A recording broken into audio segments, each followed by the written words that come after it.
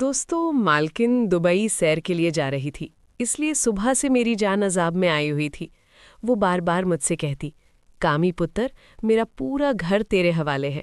جس طرح بھروسہ میں تجھ پر کر سکتی ہوں، کسی گھر کے ملازم پر نہیں کر سکتی۔ میرا نام کامران تھا، لیکن مالکن مجھے پیار سے کامی ہی کہتی تھی۔ میری عمر 24 سال تھی، لیکن میں پچھلے 8 سال سے مالکن کے گھر میں کام کر رہا تھا، اس لیے میری مالکن مجھ پر بہت زیادہ بھروسہ کرتی تھی۔ وہ کسی اور پر اتنا بھروسہ نہیں کرتی تھی۔ مجھے ہر بات بتاتی اور جب بھی شاپنگ پر جاتی مجھے لازم ساتھ لے کر جاتی۔ ایک دن مالکن مجھ سے کہنے لگی، کامی پتر، میں اپنی بیٹی کو اپنے گھر پر چھوڑ کر جا رہی ہوں۔ اس کا بہت خیال رکھنا، تمہیں پتا ہے نا اسے نیند میں چلنے کی عادت ہے۔ میں نے اس بات پر سر ہلا دیا کہ جی مالکن، مجھے معلوم ہے۔ حالانکہ مجھے کیا معلوم تھا کہ وہ تو اپنے ہی کمرے میں سوئی تھی۔ مالکن کی بیٹی کا نام تحرین تھا، جس کی عمر 14 سال تھی، لیکن وہ عجیب قسم کی حرکتیں کرتی تھی۔ وہ تھوڑی سی بے وقوف اور لاڈلی تھی، کیونکہ وہ مالکن کی اکلوتی بیٹی تھی، اس لیے سب نے اسے لاڈ پیار سے رکھا ہوا تھا۔ وہ ابھی تک بچوں کے ساتھ کھیلتی تھی۔ میں نے کہا، جی مالکن، میں اس کا پورا خیال رکھوں گا۔ لیکن اس کے بعد جو بات مالکن نے مجھ سے کہی، وہ سن کر میں حیران رہ گیا۔ وہ کیسے مجھ سے ایسی بات کر سکتی تھی؟ وہ کہنے لگی، رات کو تم تحریم کے ساتھ ہی سو گے، اسی کے کمرے میں رہو گے۔ یہ بات سن کر میری آنکھیں حیرت سے پھیل گئیں، میرا تو دماغ سن ہو گیا تھا۔ میں نے مالکن سے کہا، میں کیسے چھوٹی بی بی کے کمرے میں سو سکتا ہوں؟ آپ کچھ خیال کریں، یہ تو بالکل غیر مناسب بات ہے۔ مگر وہ کہنے لگی، کامی پتر، مجھے کچھ نہیں سننا، میں نے جو کہہ دیا بس کہہ دیا۔ تم تحریم کے کمرے میں ہی رہو گے اور وہیں سو گے۔ مالکن کی یہ بات مجھے کسی طور پسند نہیں آئی تھی، لیکن بہرحال میں انہیں بار بار منع بھی تو نہیں کر سکتا تھا۔ البتہ میں نے دل میں یہ پکا ارادہ کر لیا تھا کہ میں تحریم کے کمرے میں کبھی نہیں سوؤں گا۔ میری مالکن ایک اعلیٰ تعلیم یافتہ عورت تھی اور بہت امیر بھی تھی۔ اس کی بہت ساری زمینیں تھیں اور وہ بہت زیادہ جائیداد کی مالکن تھیں، جہاں سے انہیں خوب پیسہ آتا تھا۔ ان کے گھر کا خرچ بہت اچھے انداز سے چل رہا تھا اور ان کی ایک ہی بیٹی تھی جسے انہوں نے بڑے لاڈ ناز سے پالا تھا۔ جب میں مالکن کے گھر میں کام کرنے آیا تو اس وقت ان کی طلاق نہیں ہوئی تھی۔ ان کے شوہر نے تو مالکن کو ہاتھوں کا چھلا بنا کر رکھا ہوا تھا۔ وہ مالکن سے بہت محبت کرتے تھے۔ ان کی محبت کی شادی تھی اور دونوں بہت خوش تھے۔ تحریم کی پیدائش کے چند ماہ بعد مالکن اور مالک کے درمیان کوئی غلط فہمی پیدا ہو گئی۔ مالکن مالک پر بہت شک کرتی تھیں، اسی لیے ان کی اکثر لڑائی رہنے لگی، جو آخر کار ان کی طلاق کی وجہ بنی۔ ان کے جانے کے بعد مالکن دیوانوں جیسی باتیں کرتی تھیں۔ کبھی کہتیں کہ وہ ابھی آ جائیں گے، مجھے چھوڑ کر یوں نہیں جا سکتے۔ اس وقت میری عمر صرف 15 سال تھی، لیکن مالکن کی حالت دیکھ کر میں پھوٹ پھوٹ کر رویا کرتا تھا، کیونکہ ان کا رویہ شروع سے ہی میرے ساتھ بہت اچھا تھا۔ وہ میرا بہت خیال رکھتی تھیں، اس لیے مجھ سے ان کا دکھ دیکھا نہیں جاتا تھا۔ جب تحریم پیدا ہوئی تو پہلے مالکن بے تحاشا روئیں، لیکن پھر ان کا دل تحریم کے ساتھ لگ گیا۔ مالکن کے والدین نے بہت زور دیا کہ وہ دوسری شادی کر لیں، مگر انہوں نے صاف انکار کر دیا۔ وہ کہنے لگی، نہیں، بالکل نہیں۔ انہیں اپنے شوہر سے بہت محبت تھی اور وہ کہتی تھی کہ میں ساری زندگی اپنے شوہر کے نام پر گزار دوں گی۔ مالکن نے پھر واقعی ایسا ہی کیا اور پورا گھر خود سنبھال رکھا تھا۔ تمام ملازمین کی نگرانی وہ خود کرتی تھیں۔ 14 سال کا عرصہ گزر چکا تھا۔ مالکن کا سب سے زیادہ وفادار اور بااعتماد ملازم میں ہی تھا۔ کاروبار کی دیکھ بھال بھی مالکن نے میرے حوالے کر دی تھی، لیکن میں نے کبھی نمک حرامی نہیں کی، ایک ایک پائی کا حساب لا کر انہیں دیتا تھا۔ اس سال مالکن کے والدین اور مالکن دبئی گھومنے کے لیے جا رہے تھے۔ یہ سن کر تحریم بی بی نے گھر میں ہنگامہ کھڑا کر دیا کہ وہ اکیلی یہاں نہیں رہے گی، لیکن اس کے فائنل پیپرز تھے، اس لیے مالکن کہنے لگی، میں تمہاری پڑھائی کا حرج نہیں چاہتی، اس لیے تم اگلی بار میرے ساتھ ہی چلی جانا۔ بڑی مشکل سے وہ مانی تھی، لیکن جو کچھ مالکن مجھ سے کہہ رہی تھیں وہ بات مجھے درست نہیں لگ رہی تھی۔ بہرحال مالکن سب کچھ سمجھا بجھا کر چلی گئی۔ ان کے جاتے ہی میں نے صوفے پر بیٹھ کر سکون کا لمبا سانس لیا اور فوراً جین خان کو بلا کر اپنے لیے شاندار چائے بنوائی۔ مالکن کے ہوتے ہوئے میں کبھی صوفے پر نہیں بیٹھتا تھا، لیکن آج ان کے جاتے ہی میں نوابوں کی طرح صوفے پر بیٹھ گیا۔ ان کی موجودگی میں ہمیشہ اپنے نوکر ہونے کا لحاظ قائم رکھتا تھا، مگر اب میں سوچ رہا تھا کہ مالکن تو چلی گئی ہیں، تو چند دن میں بھی ذرا ٹھاٹ باٹ سے رہ لوں۔ مالکن کے جانے کے بعد چھوٹی بیوی کہنے لگی، جب تک وہ گھر پر نہیں ہے میں اس گھر کی مالکن ہوں، اس لیے میں جو کہوں گی تم لوگ وہی کرو گے۔ میں نے اپنے سینے پر ہاتھ رکھا اور سر جھکا کر کہا، جی چھوٹی بیبی، بالکل ایسا ہی ہوگا، جیسا آپ حکم دیں گی میں ویسا ہی کروں گا۔ لیکن اندر سے مجھے ان پر بہت غصہ آ رہا تھا، کیونکہ میری کبھی بھی مالکن کی بیٹی سے 1-2 منٹ بھی نہیں بنتی تھی۔ وہ ہر وقت بچکانہ حرکتیں کرتی رہتی تھی اور انہی حرکتوں کی وجہ سے میں بہت تنگ آ چکا تھا۔ چھوٹی مالکن کہتی، وہ کام کرو، جاؤ باورچی خانے سے کھانا لے کر آؤ اور میرے پاس کھڑے ہو کر مسکراؤ۔ تھوڑی ہی دیر میں باورچی چائے بنا کر لایا۔ باورچی نے چائے کا کپ میز پر رکھا۔ جو چائے میں نے پینی تھی وہ تحریم بڑے مزے سے پی رہی تھی۔ بہرحال پورا دن میرا ادھر ادھر کے کاموں میں گزر گیا۔ جیسے ہی رات ہوئی میں اپنے کوارٹر میں جانے لگا تو تحریم مجھ سے کہنے لگی، کامی تم کہاں جا رہے ہو؟ تمہیں یاد ہے نا امی نے کیا کہا تھا، تم میرے کمرے میں سو گے۔ یہ سننا تھا کہ مجھے مالکن کی بات یاد آ گئی۔ میں نے بیزاری سے تحریم کی طرف دیکھا اور کہا، چھوٹی مالکن، مجھے اپنے کوارٹر کے علاوہ کہیں اچھی نیند نہیں آتی۔ اگر گھر میں ملازمہ موجود ہے تو آپ اسے اپنے ساتھ سلا لیں۔ لیکن وہ کہنے لگی، امی نے کہا تھا کہ تم میرے کمرے میں سو گے، تو مطلب تم ہی سو گے۔ چلو شرافت سے ادھر ہمارے کمرے میں قالین پر جا کر لیٹ جاؤ۔ میں کمرے میں آ کر قالین پر لیٹ گیا، مگر مجھے سخت بے چینی ہو رہی تھی۔ تحریم اپنے بستر پر جا کر لیٹ گئی اور اس نے لیمپ بند کر دیا۔ کمرے میں اس وقت مکمل اندھیرا تھا۔ میرا دل زور زور سے دھڑک رہا تھا۔ بے شک وہ صرف 14 سال کی تھی، لیکن میں تو 14 سال کا نہیں تھا۔ مجھے قاری صاحب کی ایک بات یاد آنے لگی جو میں نے جمعے کے خطبے میں سنی تھی کہ جہاں ایک مرد اور عورت اکیلے ہوں وہاں تیسرا شیطان ہوتا ہے۔ پتہ نہیں مالکن کے ذہن میں کیا تھا کہ انہوں نے مجھے اپنی بیٹی کے ساتھ سونے کے لیے کہہ دیا۔ انہیں چاہیے تھا کہ وہ ملازمہ کو تحریم بی بی کے ساتھ سلا دیتی۔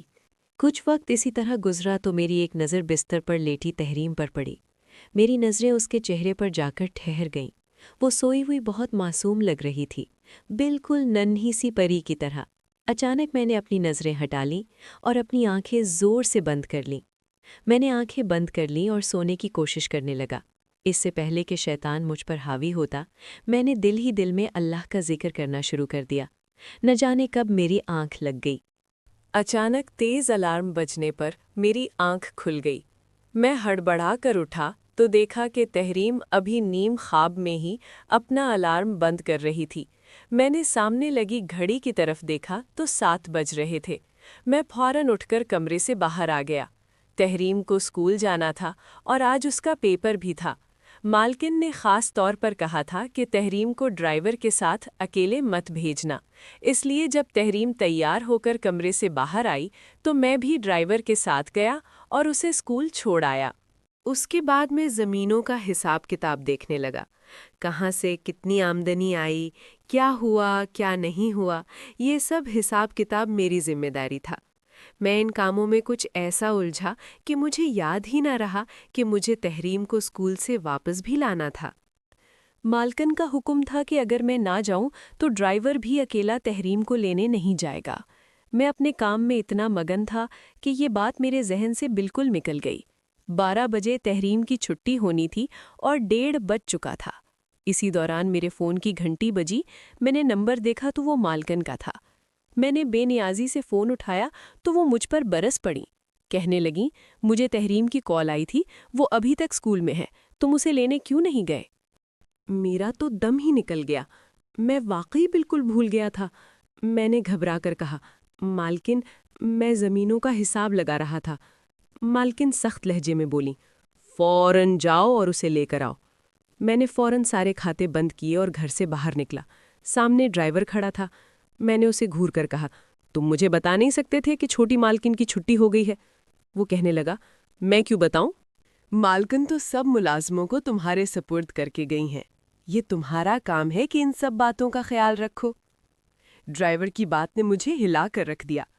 واقعی مالکن سب کو میرے ذمے لگا کر گئی تھیں، اور اب اگر سب سر چڑھ جائیں تو قصور میرا ہی بنتا تھا۔ ان کے سامنے تو سب سر جھکا کر رکھتے تھے۔ بہرحال میں جلدی سے ڈرائیور کے ساتھ گاڑی میں بیٹھا، اور جب اسکول پہنچا تو پورا اسکول خالی ہو چکا تھا۔ صرف تحریم باقی تھی۔ وہ غصے سے لال پیلی ہو رہی تھی اور آ کر گاڑی میں بیٹھ گئی۔ پورے راستے وہ ہمیں باتیں سناتی رہی، کہنے لگی، امی کو آنے دو، تمہاری ایسی شکایت لگاؤں گی کہ یاد رکھو گے۔ اس بار قصور میرا ہی تھا، اسی لیے میں خاموشی سے اس کی باتیں سنتا رہا۔ جب ہم گھر پہنچے تو باورچی نے ابھی تک کھانا تیار نہیں کیا تھا، اور ملازمہ نے بھی گھر کی صفائی مکمل نہیں کی تھی، اور وہ بس اپنی خوشیوں میں مصروف تھی۔ یہ دیکھ کر میرا سر چکرا گیا۔ مالکن کے بغیر تو پورا گھر ہی الٹا پڑنے لگا تھا۔ اگر میں کچھ کہتا تو سب کہتے، تم ہماری طرح ملازم ہو، زیادہ ہمارے سر پر مت چڑھو۔ میں تو مالکن کے بغیر بخلا کر رہ گیا تھا۔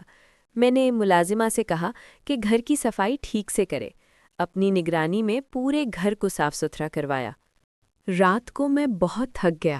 جب میں تحریم کے کمرے میں گیا تو وہ اپنی اونچی آواز میں اسکول کا سبق یاد کر رہی تھی۔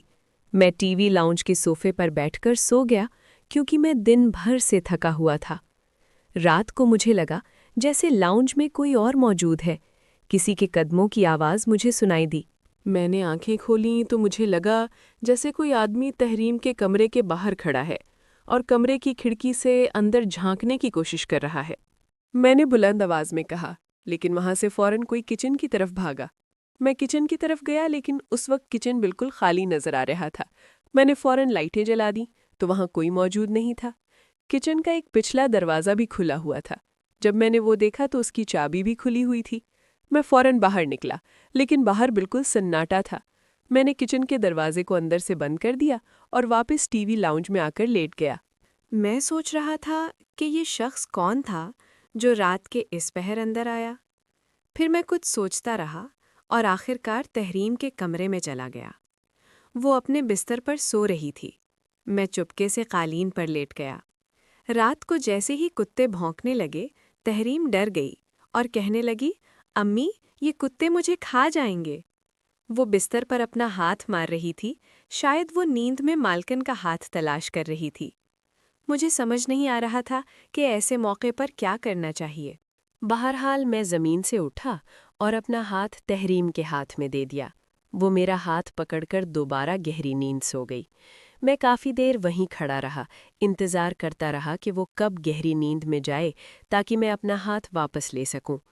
جب وہ گہری نیند سو گئی تو میں نے دھیرے سے اپنا ہاتھ واپس لیا اور دوبارہ قالین پر جا کر لیٹ گیا۔ اس کے بعد میں نے تحریم کے کمرے میں ہی سونا شروع کر دیا۔ ایک رات باورچی نے دودھ تیار کیا اور کہنے لگا، تم بھی پی لو، بڑی سکون کی نیند آئے گی۔ میں نے وہ دودھ پی لیا اور رات کو تحریم کے کمرے میں چلا گیا۔ اس رات واقعی مجھے بڑی گہری نیند آئی۔ صبح جب میری آنکھ کھلی تو بستر خالی تھا۔ اس وقت صبح کے 6 بجے ہوئے تھے۔ تحریم تو ابھی تک نہیں جاگتی تھی، اور ویسے بھی آج اتوار کا دن تھا، چھٹی کا دن۔ میں کمرے سے باہر آیا تو تحریم موجود نہیں تھی۔ میں نے پورے گھر میں دیکھا، مگر وہ کہیں بھی نظر نہیں آئی۔ میرا دل تو خوف سے دھڑک رہا تھا۔ میں نے ملازمین کو شور مچا کر جگا گیا۔ سب اسے ڈھونڈنے لگے، لیکن وہ پورے گھر میں موجود نہیں تھی۔ میرا تو حال یہ تھا کہ سانس بھی نہ نکلے۔ میرا رنگ ہی اڑ گیا۔ مالکن نے مجھے اس پر بھروسہ کر کے چھوڑا تھا، اور میں کیسے رات کی گہری نیند سو گیا؟ پھر میں نے تمام ملازمین سے بات کی تو مجھے پتہ چلا کہ باورچی بھی غائب ہے۔ تب مجھے یاد آیا کہ کچھ دن پہلے میں نے ایک شخص کو تحریم کے کمرے کے باہر دیکھا تھا، جو بھاگتے ہوئے کچن میں گیا تھا۔ شاید وہی باورچی تھا۔ میں نے فوراً مالکن کو فون کیا اور ساری بات انہیں بتا دی۔ مالکن سب کچھ جانتی تھیں۔ انہوں نے کہا، تم باورچی کے گھر تک پہنچو، اس کا پیچھا کرو، میں پولیس کو فون کر دوں گی۔ میں بھاگ کر باورچی کے گھر گیا تو معلوم ہوا کہ اس کی بیوی اور بچے کہنے لگے وہ تو گھر پر ہی نہیں ہے۔ اس کہانی کی اگلی قسط دیکھنے کے لیے چینل کو سبسکرائب کر لیں اور ویڈیو کو لائک اور شیئر کریں۔ شکریہ۔